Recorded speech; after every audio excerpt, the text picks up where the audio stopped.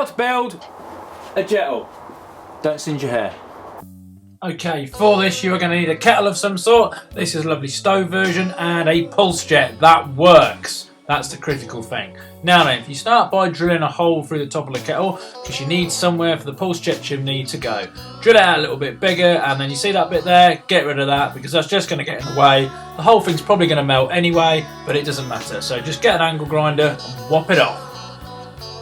There we go. Now I've left that little stumpy bit on there, because I didn't want to scratch the kettle.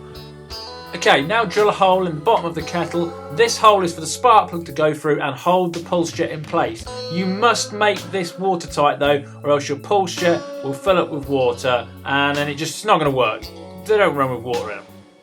Okie dokie, once you've done that, if you drill a hole or gap or whatever in the top of the lid, if you've not got a lid, you don't have to have a lid, you can get rid of it. Now then, I've got a baking tray. I've drilled a hole in that for the spark plug to go in, so when you place the kettle on top of it, you've got like somewhere to put this, which is the igniter. This has come off a gas fire. They're quite expensive, so if you can find one second hand or somebody give you one, that would be much more helpful.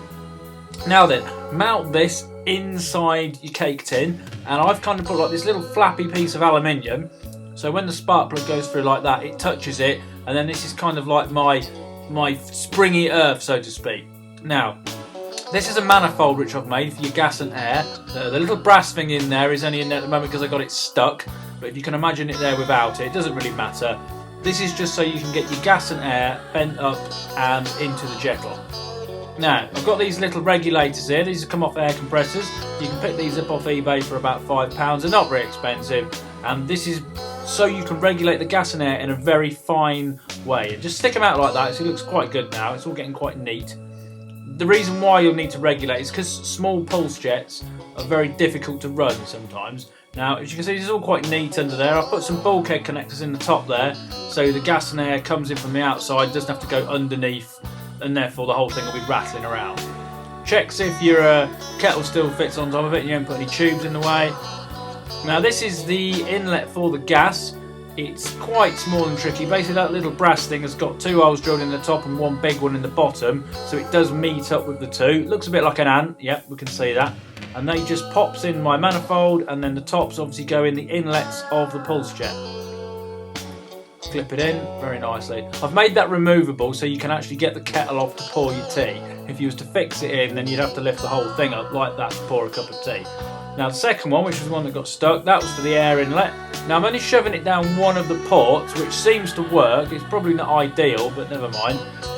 Here you can see I fitted some bayonet fittings on the end of some pipes, so when you push them into your bulkhead connectors, you've got a means of connecting an air compressor and something else that you can shove your gas pipe over with the bottle. It's quite a good connection. You can see there with a Jubilee clip on it, down to your gas bottle, brilliant.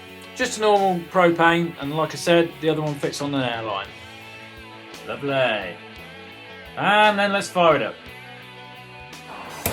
I tend to light it with a blow lamp, with the gas, and then bring the air on gently until it disappears.